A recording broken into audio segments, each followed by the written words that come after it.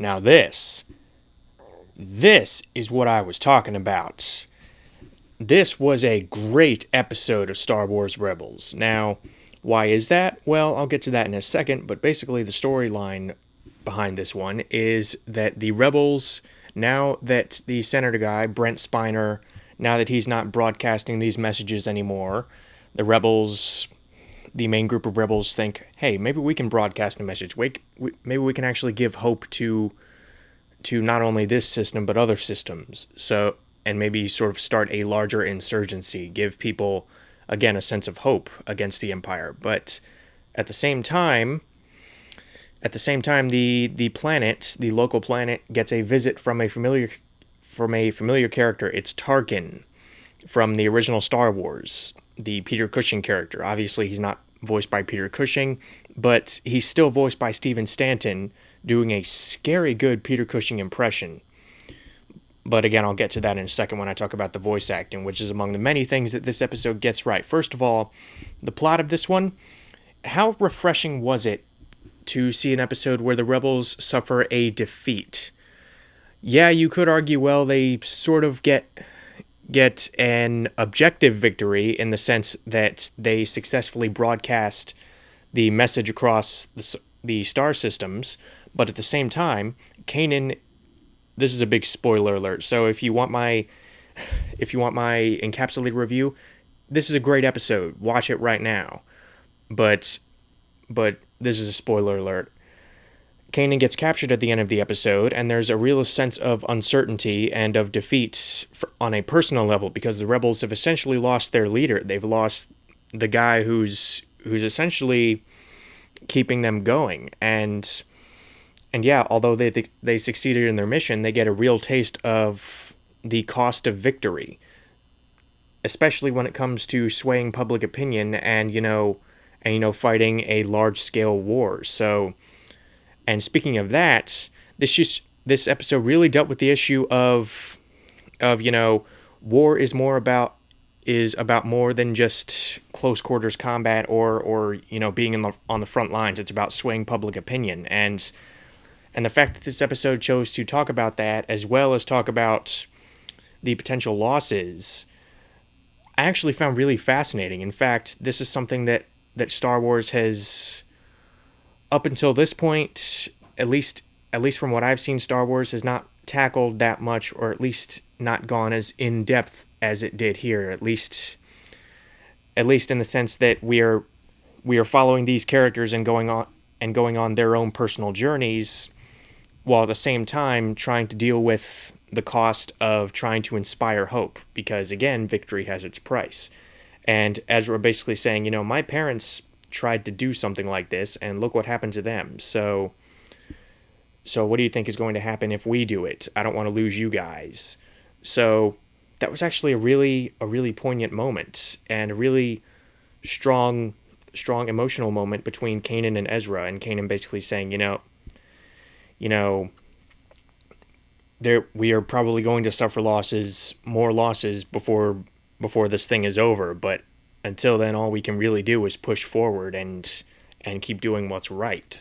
So yeah, really strong emotional moments in this episode. And another element that helped this episode in terms of the overall conflict is the fact that it had a really strong villain. And I like the Inquisitor, but the thing is the Imperial, the Empire villains on this show have not really been all that competent thus far, at least not in terms, if we're strictly going by their track record.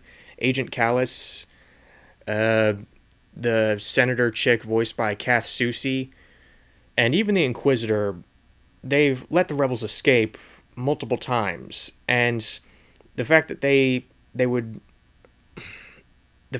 take such simplistic villains and try to have them deal with this complex subject matter wouldn't necessarily work. Now, bringing in Tarkin, who we already know is a very seasoned military officer. He was around back in the time of the Clone Wars. He actually knew the Jedi. Having him be the villain of this episode and having him orchestrate all of the Imperial tactics in this episode was actually really fitting. And I thought this would just be another case of, random guest star from the movies, but actually they found a way to incorporate him in a way that actually really makes sense. And again, in terms of the voice acting, yeah, you have all the regulars on this show doing a great job. You know, Freddie Prinze Jr., Taylor Gray, Jason Isaacs, Vanessa Marshall, Tia Sircar, Stephen Bloom, David Oyelowo. But Steven Stanton comes back to voice Tarkin again after voicing him on the Clone Wars, and not only does he still have it, not only are they allowed to make the character model look a lot more like Peter Cushing than he did in the Clone Wars, he looks a lot more like he did in the original Star Wars since it's closer to that time period. But in addition, he seems to be making his deliveries a little bit more pronounced and rolling his R's a little bit more. He's giving a little bit more of a precise performance, which you can believe someone like Tarkin would grow more precise as he gets older, at least in his speech patterns. And yeah, it was a really well done performance, a really well done guest spot, and the thing I like about Tarkin as a bad guy, and what they actually brought to life beautifully here, is the fact that yeah, he is a change of pace from the normal Star Wars villains, which are usually these very dark wizard type guys, these Sith Lords, red lightsabers. Tarkin is a military officer who just knows which tactics to use. He knows how to get stuff done. He understands how a war works. He's been through one before, and the fact that he knows what the rebels are trying to do, he knows what kind of a message that their victories send. Yeah, not only made it appropriate for him to be in this particular episode, but again, made him a very interesting villain. And the fact that he is the most interesting villain on this show at this point, aside from maybe the Inquisitor, I don't really know what that says about the other villains on this show, but again, really great episode, really great guest star, really great villain, really great story that paved the way for a lot of great character moments. And yeah, and I'm sure some Star Wars fans will get a kick out of some of the interactions between the Imperial officers, specifically Tarkin and the Inquisitor, were extremely reminiscent of the way he was kind of ordering Darth Vader around in Episode 4. Tarkin basically comes onto the planet and says, why aren't you doing your jobs? Because if you were doing your jobs, I wouldn't be here, now would I? And he even calls out the Inquisitor. He's like, oh, it's a shame we don't have people to deal with the Jedi. Oh, wait, we kind of do. Yeah, that's your job. But from then on, basically, the Inquisitor is basically Tarkin's lackey, sort of like Darth Vader did whatever Tarkin told him to do in Episode 4. So that was a nice callback. So yeah, really enjoyed this episode. Really looking forward to the next one, especially with that very bittersweet ending. So really good job.